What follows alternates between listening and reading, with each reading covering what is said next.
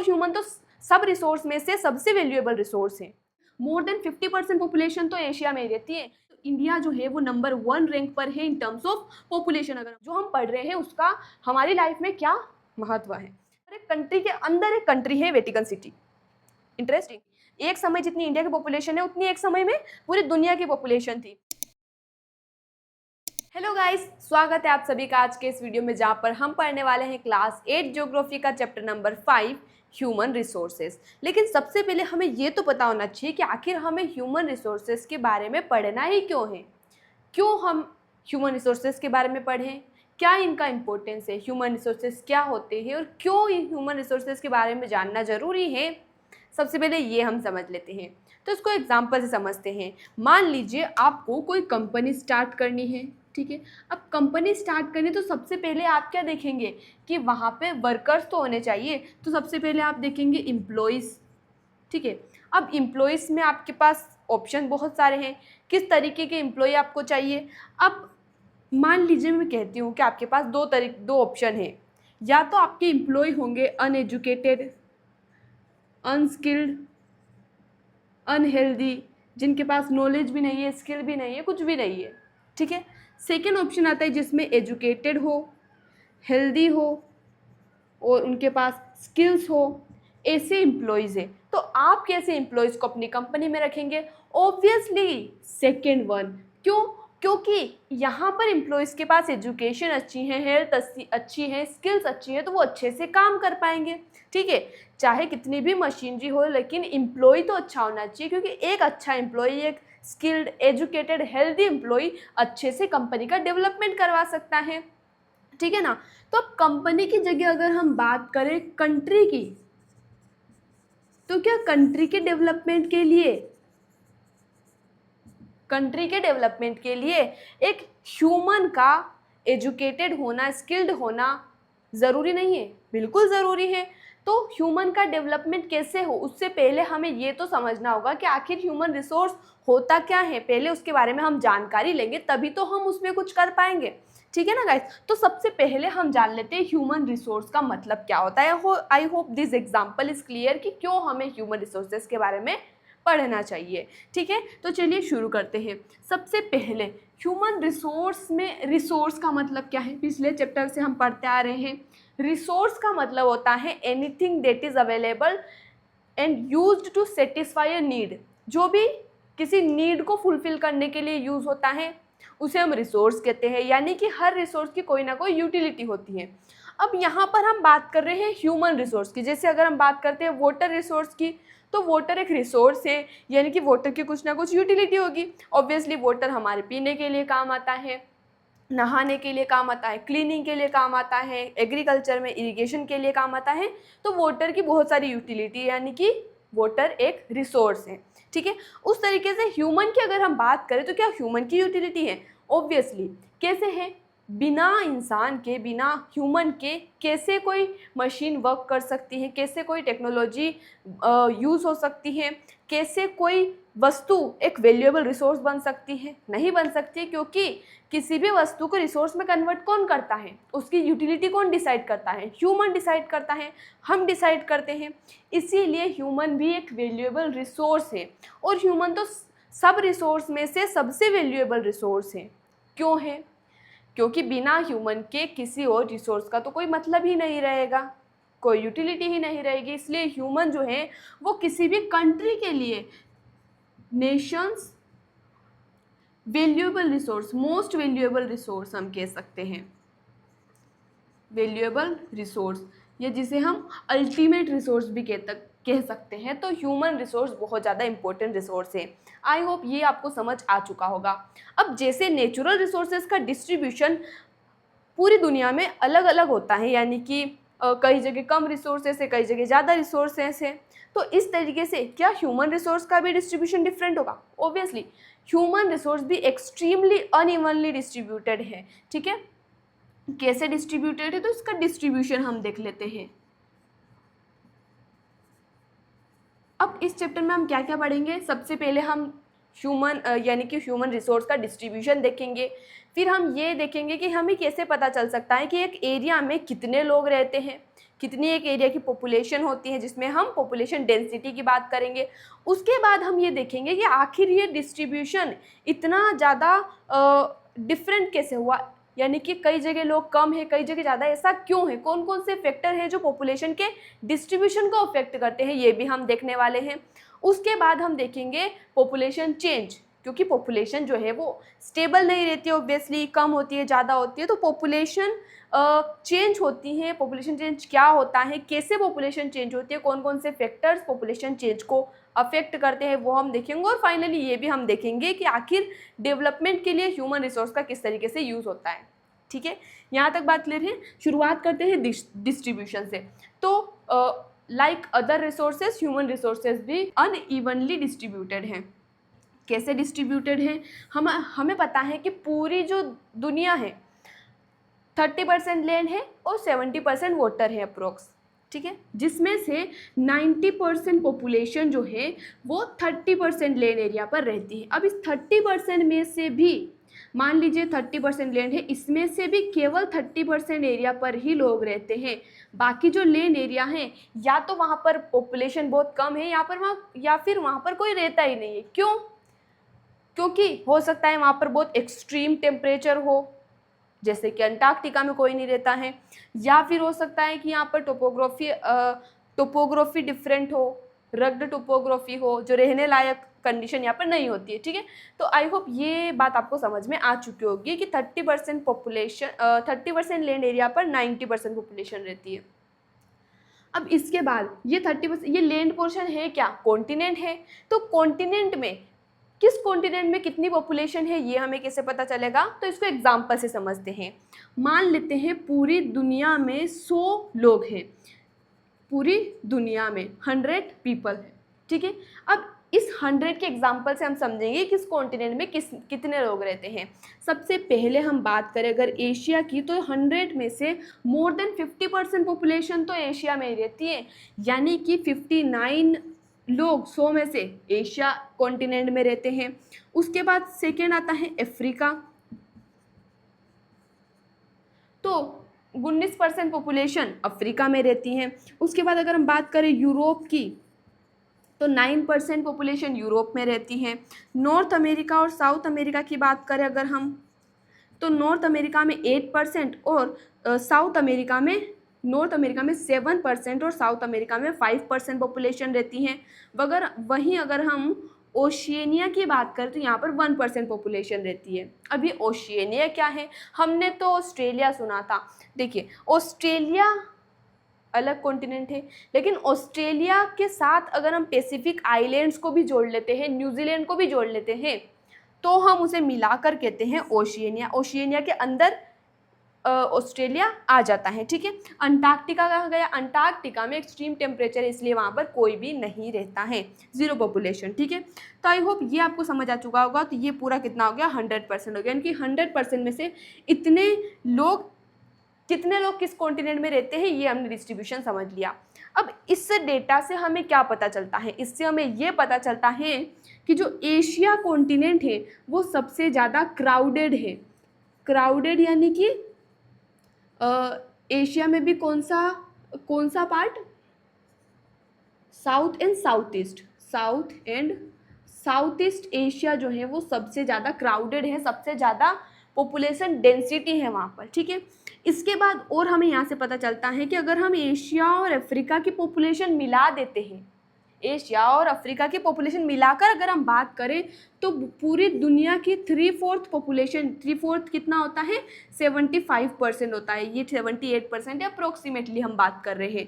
तो 3/4 यानी कि 75% पॉपुलेशन पूरी दुनिया की कहाँ पर रहती है, केवल 2 कॉन्टिनेंट एशिया और अफ्रीका में रहती है। ठीक है, उसके बाद Europe, north America, south America और सबसे कम ओशियनिया में है। ठीक है, आई होप ये आपको समझ आ चुका होगा। और हाँ, हमने वर्ल्ड मैप तो देखा ही है ऑब्वियसली, बनाना अगर आपको नहीं आता है तो आप ज़रूर देखिएगा, वीडियो हमने बना रखा है कि वर्ल्ड मैप को कैसे ड्रॉ करते हैं, बहुत इजी है।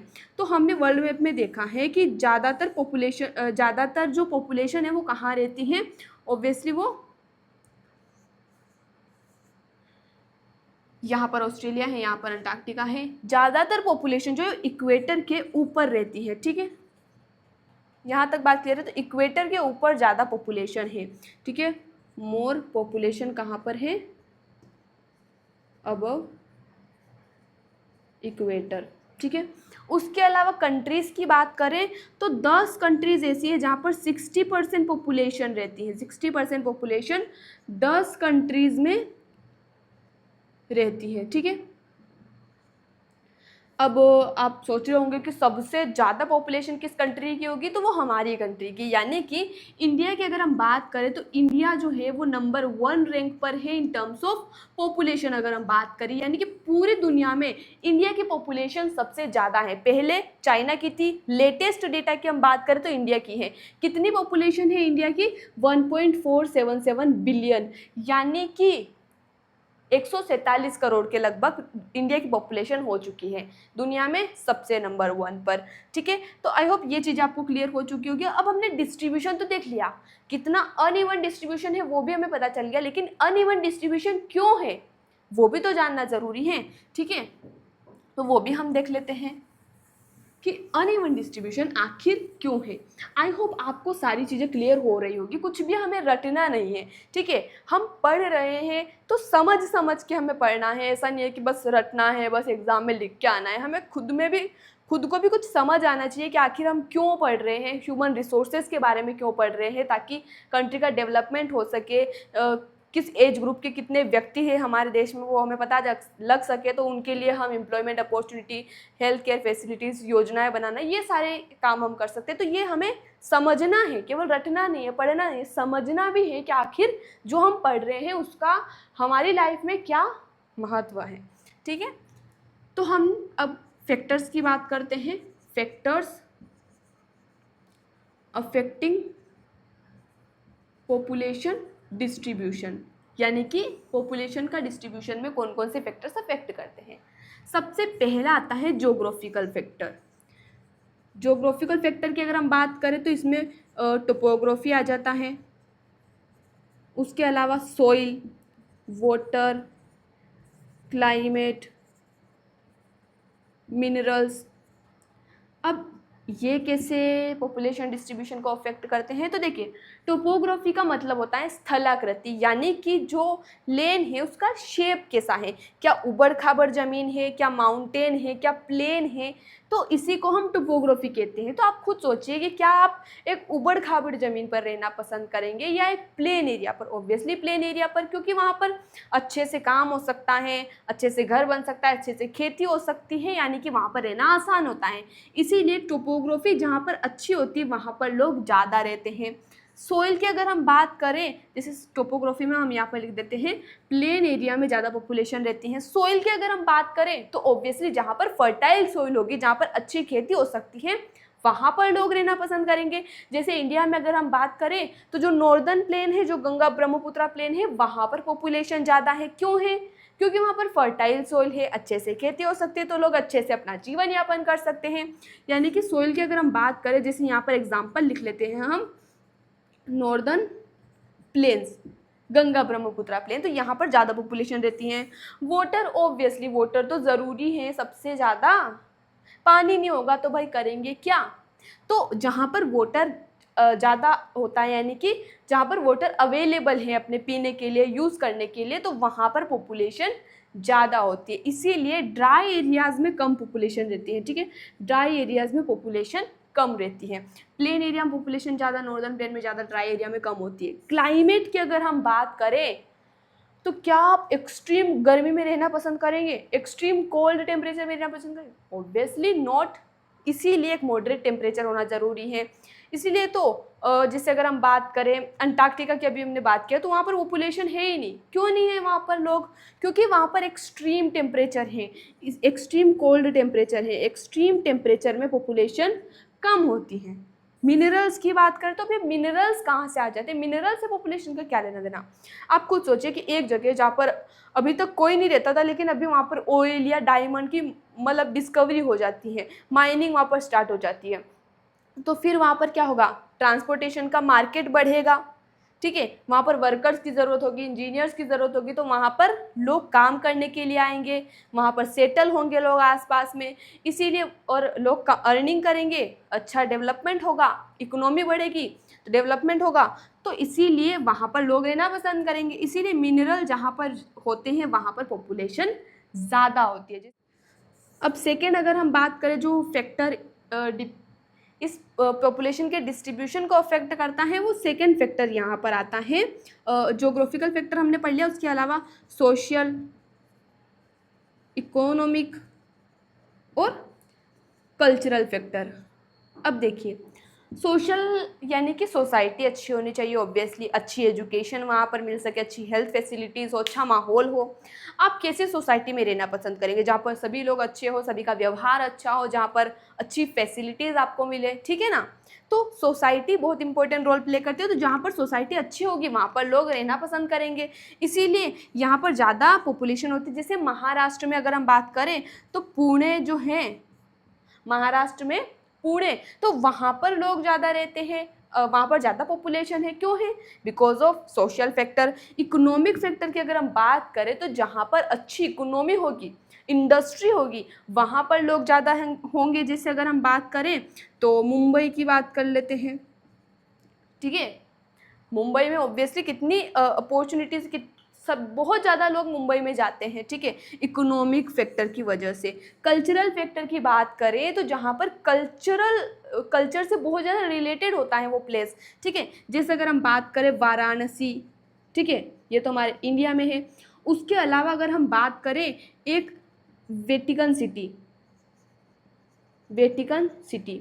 अब वेटिकन सिटी जो है एक बहुत ही इंटरेस्टिंग प्लेस है। वेटिकन सिटी एक कंट्री है, दुनिया की सबसे छोटी कंट्री और सबसे कम पॉपुलेशन वाली कंट्री। इसके बारे में अगर आप पढ़ेंगे तो बहुत इंटरेस्टिंग है, क्योंकि वेटिकन सिटी जो है वो यूरोप में है, इटली के अंदर है, और इटली खुद एक देश है और एक कंट्री के अंदर एक कंट्री है वेटिकन सिटी। इंटरेस्टिंग। और वेटिकन सिटी पॉपुलेशन बहुत ज़्यादा कम है, 500 से 600 लोग ही यहाँ पर रहते हैं, और यहाँ पर क्रिश्चियनिटी कल्चर की बात करें तो यहाँ पर क्रिश्चियंस बहुत ज़्यादा रहते हैं, और यहाँ पर मोनार्की सिस्टम चलता है।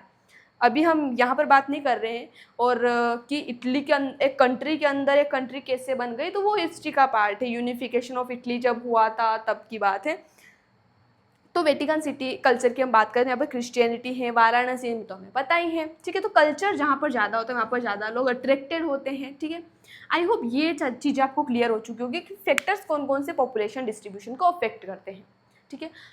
अब अगर पॉपुलेशन चेंज की अगर हम बात करें कि पॉपुलेशन इंक्रीज होती है, डिक्रीज होती है, वो हमें कैसे पता चलता है, पॉपुलेशन का क्या सिस्टम है चेंज का, उससे पहले हम पॉपुलेशन डेंसिटी भी देख लेते हैं एक बार। पॉपुलेशन डेंसिटी, ठीक है। जैसे हमने डिस्ट्रीब्यूशन ऑफ पॉपुलेशन पढ़ा, कहाँ कितने लोग रहते हैं, वो तो हमने एक एवरेज पढ़ा, लेकिन पॉपुलेशन डेंसिटी में हम और प्रिसाइजली पता लगा सकते हैं किसी पर्टिकुलर एरिया में कितने लोग रहते हैं। पॉपुलेशन डेंसिटी का मतलब होता है कि एक number of people in 1 kilometre square area. इसका क्या मतलब है? इसका मतलब है कि 1 किलोमीटर स्क्वायर एरिया में, 1 स्क्वायर किलोमीटर एरिया में बेसिकली कितने लोग रहते हैं। अब 1 स्क्वायर किलोमीटर क्या होता है, अगर नहीं पता तो सुन लीजिए कि 1 किलोमीटर स्क्वायर का मतलब होता है 1 किलोमीटर क्या, आप साइड वाला एक स्क्वायर ड्रॉ कीजिए, ड्रॉ तो नहीं कर सकते, मैं इमेजिन कीजिए। तो 1 किलोमीटर के साइड वाला एक स्क्वायर है, उसके अंदर जितना भी एरिया है उसे हम बोलते हैं 1 किलोमीटर स्क्वायर एरिया। उस एरिया में जितने लोग रहते हैं उसे हम पॉपुलेशन डेंसिटी कहते हैं। पूरे वर्ल्ड की एवरेज बात करें तो पूरे वर्ल्ड की पॉपुलेशन डेंसिटी कितनी है, 64, यानी कि 1 स्क्वायर किलोमीटर एरिया में 64 लोग रहते हैं। अब आप सोचिए इतने कम रहते हैं 1 किलोमीटर स्क्वायर एरिया में, तो ये तो पूरे वर्ल्ड की बात कर रहे हैं ना, बहुत सारी ज़मीन तो खाली पड़ी है। और वहीं अगर हम बात करें इंडिया की, तो इंडिया में 497, आप सोच सकते हैं 1 स्क्वायर किलोमीटर एरिया में लगभग 500 लोग रहते हैं, तो बहुत ज़्यादा पॉपुलेशन डेंसिटी। वो भी हमने इंडिया की एवरेज बात करी, अगर किसी स्टेट की बात करें तो किसी स्टेट की कम होती है, किसी स्टेट की ज़्यादा होती है, तो इट डिपेंड्स। आई होप ये आपको समझ में आ चुका होगा, छोटा सा टॉपिक था। इसके बाद मेन टॉपिक हमारा है पॉपुलेशन चेंज। Population change. अब पॉपुलेशन चेंज क्यों हम पढ़ रहे हैं? ताकि हम समझ सकें ना कि पॉपुलेशन बढ़ रही है या घट रही है, कौन सी पॉपुलेशन, कौन से एज ग्रुप के लोग कितने हैं हमारे देश में, वो हम समझ सकें। पॉपुलेशन चेंज का मतलब होता है एक पर्टिकुलर टाइम में नंबर ऑफ पीपल में कितना चेंज आया है, कितने लोग कम हुए ज़्यादा हुए, उसे हम पॉपुलेशन चेंज कहते हैं। ऑब्वियसली ये तो बेसिक सा कॉन्सेप्ट है।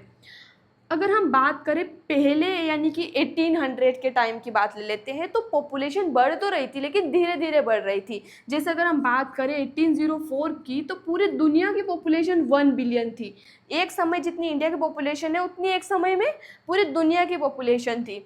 और उसके बाद 150 सालों बाद 1949 में ये पॉपुलेशन बढ़ के 3 बिलियन हो गई। उसके 50 सालों बाद यानी 1999 में ये पॉपुलेशन बढ़ के 6 बिलियन हो गई। यानी कि पहले बहुत कम पॉपुलेशन थी, फिर ज़्यादा पॉपुलेशन हो गई। क्यों हो गई? क्योंकि पहले के समय में अगर हम बात करें तो हेल्थ फैसिलिटीज़ इतनी अच्छी नहीं थी, मेडिसिन का अवेलेबिलिटी नहीं थी, और फूड भी कई लोगों को टाइम पे नहीं मिल पाता था, जिस वजह से बेबीज़ का जन्म तो उतना ही हो रहा था लेकिन डेथ रेट बहुत ज़्यादा थी। ठीक है, जो बेबीज थे वो ज़्यादा समय तक जीवित नहीं रह पाते थे, इसीलिए पॉपुलेशन कम थी। फिर धीरे धीरे हेल्थ फैसिलिटीज़ अच्छी होती गई, लोगों को खाना मिलने लगा, तो उस वजह से क्या होने लगा कि पॉपुलेशन भी धीरे धीरे बढ़ने लगी। और आज तो पॉपुलेशन हमें पता ही है कितनी ज़्यादा बढ़ रही है और बढ़ ही रही है। ठीक है, तो पॉपुलेशन चेंज हमने यहाँ पर समझ लिया। अब पॉपुलेशन चेंज को कौन कौन से फैक्टर्स अफेक्ट करते हैं? फैक्टर्स की अगर हम बात करें तो सबसे पहला फैक्टर है बर्थ रेट, दूसरा है डेथ रेट, तीसरा है माइग्रेशन। ठीक है, अब एक एक करके तीनों को समझते हैं। बर्थ रेट का मतलब है 1000 लोगों पर एक साल में कितने बेबीज का बर्थ हो रहा है।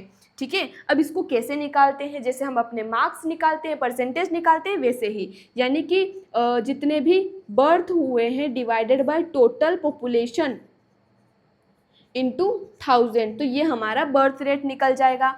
सिमिलरली डेथ रेट की अगर हम बात करें तो एक साल में 1000 लोगों पर कितने लोगों की डेथ होती है? Death divided by total population into 1000 क्यों कर रहे हैं? क्योंकि 1000 लोगों की हम बात कर रहे हैं।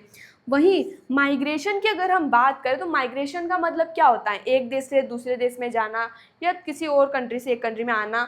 ठीक है, तो ये आना जाना, इसी को हम क्या कहते हैं? माइग्रेशन कहते हैं। ठीक है, अब माइग्रेशन लोग क्यों करते हैं? आप खुद सोचिए कि आपने देखा होगा कि लोग बोलो हम तो विदेश जा रहे हैं हम तो इसका मतलब क्या है? वो किसी एजुकेशन के लिए जा रहे होंगे, या तो हेल्थ के लिए जा रहे होंगे, या एम्प्लॉयमेंट के लिए जा रहे होंगे। तो हेल्थ, एजुकेशन, एम्प्लॉयमेंट के लिए लोग माइग्रेशन करते हैं। अब माइग्रेशन भी दो तरीके से हो सकता है, या तो इमिग्रेशन होगा या एमिग्रेशन होगा। अब ये इमिग्रेशन क्या है? इमिग्रेशन का मतलब होता है जब कोई दूसरी कंट्री से अपनी कंट्री में आता है। जैसे अगर हम बात करें यूएसए, तो यूएसए की पॉपुलेशन बढ़ने का कारण एक है इमिग्रेशन, यानी कि वहाँ पर लोग दूसरी कंट्री से आते हैं इसलिए पॉपुलेशन बढ़ जाती है। वहीं एमिग्रेशन की अगर हम बात करें तो एमिग्रेशन का मतलब होता है जब अपने देश के लोग दूसरी कंट्री में चले जाते हैं। ठीक है, इसके अगर हम बात करें तो सूडान में पॉपुलेशन डिक्रीज होने का एक कारण है एमिग्रेशन, जहाँ पर लोग कंट्री को छोड़ के जाते हैं। कंट्री में जनरली देखा जाए तो लोग डेवलपिंग कंट्री से डेवलप्ड कंट्री की ओर माइग्रेट करते हैं। I hope this point is clear. ठीक है, बर्थ रेट हमने जान लिया, डेथ रेट हमने जान लिया, माइग्रेशन हमने जान लिया। अब आपके मन में एक सवाल तो आएगा, क्या हम ये जान सकते हैं कि एक कंट्री की पॉपुलेशन किस रेट से बढ़ रही है? बिल्कुल जान सकते हैं, जिसे हम क्या कहते हैं? नेचुरल ग्रोथ रेट कहते हैं, ग्रोथ रेट। अब ये कैसे निकालते हैं? इससे हम निकालते हैं birth rate minus death rate से। ठीक है, यानी कि जितने बच्चों का जन्म हुआ है माइनस जितने बच्चों की डेथ हुई है पर 1000, उसका डिफरेंस अगर हम निकाल लेते हैं तो हमें पता चल जाता है कि नेचुरल ग्रोथ रेट क्या है किसी कंट्री के। जैसे मान लेते हैं 1000 बच्चों पर एक साल में 50 नए बेबीज़ का बर्थ हुआ, यानी कि 1050 टोटल पॉपुलेशन हो गई। माइनस अगर हम बात करें यानी कि डेथ रेट तो 50, बर्थ रेट तो 50 हो गई। अब डेथ की अगर हम बात करें तो मान लेते हैं 1000 में से 10 लोगों की एक साल में डेथ हो जाती है, तो डेथ रेट 10 हो जाएगी। 50 माइनस 10 यानी कि 40, तो 40 लोगों का यहाँ पर क्या हुआ है? इंक्रीमेंट हुआ है। तो हमें ग्रोथ रेट पता चल गई ना कि 40 लोग एक साल में यहाँ पर 1000 लोगों पर बढ़े हैं। ठीक है। तो आई होप ये बात भी आपको समझ में आ चुकी होगी कि कौन कौन से फैक्टर्स पॉपुलेशन चेंज को अफेक्ट करते हैं और नेचुरल ग्रोथ रेट कैसे पता करते हैं। अब हमारा फाइनल और मेन कॉन्सेप्ट आता है डेवलपमेंट का, ठीक है, कि डेवलपमेंट का क्या रिलेशन है ह्यूमन रिसोर्स से, जो सबसे ज़रूरी है समझना, तो इसको भी हम समझ लेते हैं, ठीक है। तो अब हमने पॉपुलेशन के बारे में इतना पढ़ा, तो आपके मन में ये विचार तो आ गया होगा कि ज़्यादा पॉपुलेशन यानी ज़्यादा डेवलपमेंट। ऐसा हम नहीं कह सकते।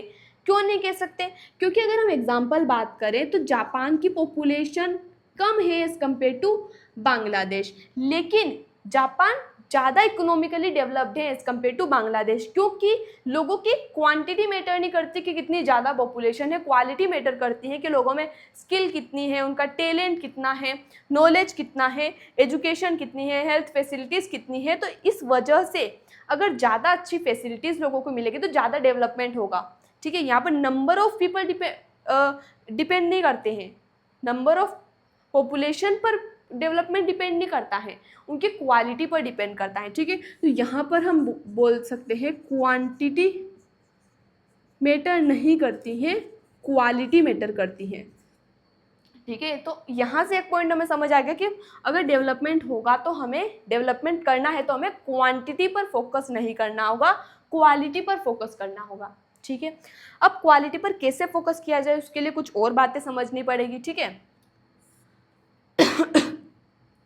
तो यहाँ पर सबसे पहले हमें समझना होगा पॉपुलेशन का स्ट्रक्चर, पॉपुलेशन का स्ट्रक्चर यानी कि किसी कंट्री में कितनी, how many males and females are there, what type of occupation they are employed in, what are the level of education and health are there।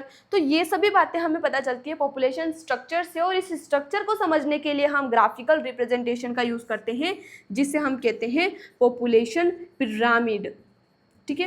अब पॉपुलेशन पिरामिड जो होता है ये ग्राफिकल रिप्रेजेंटेशन होता है, जिसमें हॉरिजॉन्टल साइड यानी कि एक्स एक्सिस पर हमें परसेंटेज पता चलते हैं, कितने परसेंट लोग क्या काम करते हैं, कितने एज ग्रुप में हैं, और हमें वर्टिकल साइड यानी कि वाई एक्सिस पर हमें एज ग्रुप पता चलता है, ठीक है। आराम से इसको भी हम समझेंगे। अब ये जो पिरामिड होते हैं ये कई तरीके के हो सकते हैं। कोई कोई पिरामिड होते हैं वो बिल्कुल ऐसे नीचे से बेस इनका बहुत वाइड होता है, लेकिन जैसे ऊपर जाते जाते हैं ये पिरामिड, इधर क्या होता है, इधर परसेंट होता है और इधर एज ग्रुप, ठीक है। ये जो बेस होता है बेस ब्रॉड होता है और धीरे धीरे जैसे ऊपर जाता है ग्राफ वैसे वैसे नैरो हो जाता है टॉप। तो इस ग्राफ को देखकर हम समझ सकते हैं कि उस कंट्री में बच्चों का जन्म भी बहुत तेजी से हो रहा है, लेकिन डेथ रेट भी उतनी ही ज़्यादा है। जैसे अगर हम बात करें एग्जाम्पल में केन्या, तो केन्या एक ऐसी कंट्री है जहाँ पर बर्थ रेट और डेथ रेट दोनों ही बहुत ज़्यादा है। तो उन कंट्रीज़ का जनरली जो पॉपुलेशन पिरामिड होता है वो इस तरीके का दिखता है, ठीक है। एक और टाइप का पॉपुलेशन पिरामिड होता है जहाँ पर बेस जो होता है वो नैरो होता है, बीच में जाते जाते इस तरीके से वाइड हो जाता है। इस तरीके का जो पॉपुलेशन पिरामिड होता है वो हमें देखने को मिलता है। अगर हम बात करें इंडिया की ही बात कर लेते हैं, तो यहाँ से हमें क्या पता चल रहा है कि धीरे धीरे बर्थ रेट कम हो रही है, यानी कि बेबीज़ का जन्म कम हो रहा है। और मिडिल में अगर हम बात करें तो ये पॉपुलेशन ज़्यादा है, ये पॉपुलेशन की यंग पॉपुलेशन ज़्यादा है। तो इंडिया के पास कितनी सारी यंग पॉपुलेशन है, यानी कि इंडिया की जो स्ट्रेंथ है वो यही यंग पॉपुलेशन है। इतने सारे वर्किंग पॉपुलेशन है, इकोनॉमिकली एक्टिव पॉपुलेशन है इंडिया में। तो अगर इनको अच्छी एजुकेशन मिले, हेल्थ मिले, एजुकेशन हेल्थ के अलावा एम्प्लॉयमेंट अपॉर्चुनिटीज़ मिले, तो कंट्री का डेवलपमेंट बहुत अच्छे से हो सकता है, ठीक है। इसके अलावा कुछ कंट्रीज़ का होता है एकदम स्टेबल टाइप, स्टेबल यानी कि इस तरीके से जहाँ पर बेस जो है वो नैरो है, फिर बीच में वाइड हो जाता, फिर नैरो हो जाता, फिर वाइड हो जाता। तो इससे हमें क्या पता चलता है कि जैसे अगर हम बात करें जापान की, तो जहाँ पर ओल्ड पॉपुलेशन, एल्डर पॉपुलेशन ज़्यादा यानी कि बूढ़े लोग ज़्यादा होते हैं। जैसे अगर हम बात करें जनरली 51 की एज के जो लोग हैं वहाँ पर ज़्यादा है जापान में। इंडिया की अगर हम बात करें तो यहाँ पर 29 to 30 की एज वाले लोग बहुत ज़्यादा हैं। तो इसलिए ये इंडिया की स्ट्रेंथ है। ठीक है, लेकिन उन पर इन्वेस्ट किया जाए तो डेवलपमेंट हो सकता है। तो आई होप ये चैप्टर आपको पूरा समझ आया होगा। कुछ भी डाउट हो तो आप कमेंट में पूछ सकते हैं। मिलते हैं अगले वीडियो में नए चैप्टर के साथ। धन्यवाद।